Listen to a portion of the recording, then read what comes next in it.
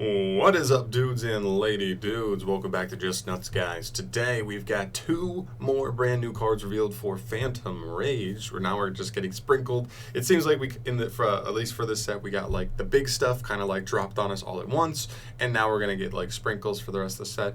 I'm not opposed to it, honestly, because it keeps like a constant flow of hype coming our way. Speaking of which, we're looking today at a new Dark World card as well as a generic cool Link 2 that we'll get into in a second. Not a Crystal Beast and not a Gem Knight. But anyway, getting into this Dark World card is called Dark World Reinforcements. It's a normal spell. You can only activate one with its name per turn. It generically says target one level 4 or lower fiend in the graveyard as cost. Special summon it, then discard one fiend monster. So, yeah, this card's kind of cool. It's a nice extender. I mean, in Dark Worlds, it seemed to work. It's searchable, and that's like the best thing there. I don't think this is like an auto 3 of. I think because of like the way the deck's been playing ever since, I guess, the Dangers came out, like the full set of Dangers came out, like the deck doesn't really run low on extenders. You've got a lot of extenders in the deck. In fact, the deck almost feels like entirely extenders. But this card's still nice because it's searchable, and in the right situation, the right card kind of stuck in your hand, it could be nice to help you extend even further.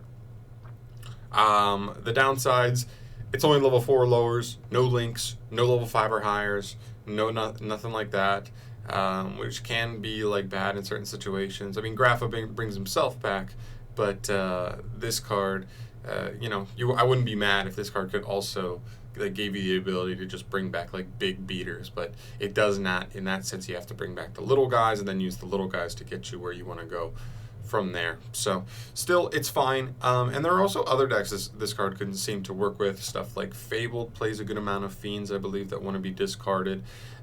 Burning Abyss even potentially. Not the worst card in Burning Abyss. Like Revive a Fiend, send a fiend or discard a fiend from hand, trigger a BA that you discard.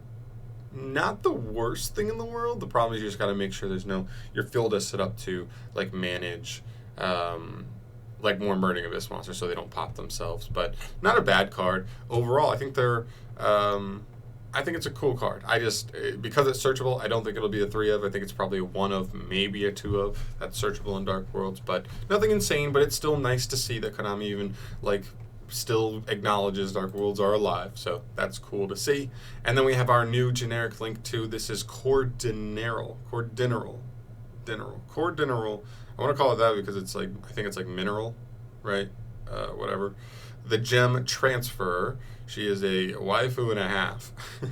She's an Earth Rock Link effect monster. She's a Link 2 with 1200 attack with a top right, bottom left arrows. Those are some weird arrows, sister. And she's not completely generic, but pretty generic at 2 effect monsters. So very, very generic. The only thing that would be more generic if it just said 2 monsters, period. But that is totally fine. You can only use this card's second effect once per turn. First effect, this linked card and monsters this card points to cannot be destroyed by your opponent's card effects. And the second effect, if this card points to 2 monsters exactly, you can switch control of those 2 monsters. So essentially what we're looking at here is a creature swap on legs. Is it the greatest thing in the world? Probably not. I mean, straight up, no. It's not the greatest thing in the world. I just think like creature swap already had been power corrupt out of the game so long ago, but also the fact that this card is like column based is really not the best. And so I think that's what you're going to find here is that this card is only going to come up in like very, very, very niche situations. I still think it's a really cool card. I don't think its arrows are necessarily the best. Even for this, I almost wish like, it pointed up, it pointed down, and then you swap control of those. But I understand. Like, I think this is a cool card.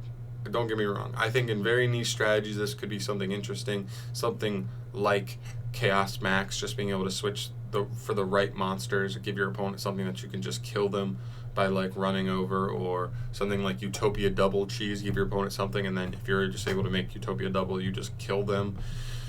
So, make OTKs out of nowhere. Or even, I guess there's also just like weird niche potential. If your opponent just has like I don't know, man, something like an Avermax. He's non-targetable, but he's not unaffected, so you could just like put any monster under this thing and swap an Avermax for a random like regular monster, and then just say like, cool, all right, continuing on. But also, how often is Avermax going to be in one of these zones that this card even points to from an extra monster zone? Like, not that likely. So, like I said, I think every way you think about it, it's very, very niche. Totally could come up though, but not often. So it's going to be one of those things where like maybe every once in a while we see a crazy cool play from somebody who is teching in this card just for the hopes that they could resolve it. And when they do, it'll be glorious, but they probably won't a lot of the time. So those are the 2 new cards for today, just making this set a little bit more desirable for me. I'm not a huge Dark World guy, but this may still be like a generic Fiend card that may be worth picking up, because almost all Fiend decks have some synergy with ending up in the grave. So there's that, and then just a nice, cool generic Link monster that, you know, could be something cool in the future as well. Specifically, something like Kaijus as well is something interesting to note. I didn't say that. Is because you could Kaiju your opponent, but put it in the zone this card points to guarantee your opponent has a monster there. But then you're just like swapping for a Kaiju, so you really have to be swapping for something useless to make like the Kaiju that much more worth for you, you know.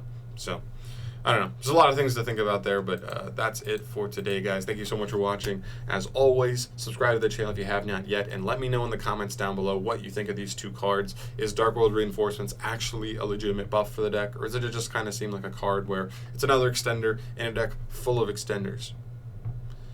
And then also let me know how you feel about this card. Do you think there are some other niche uses other than the ones I mentioned here? Like, and if so, leave them down below. I'm totally curious on this card. It's generic, which is awesome. I don't know how much it's going to come up. So let me know your thoughts down below on that, and I will see you in the next video. Thank you so much for watching, guys. As always, peace.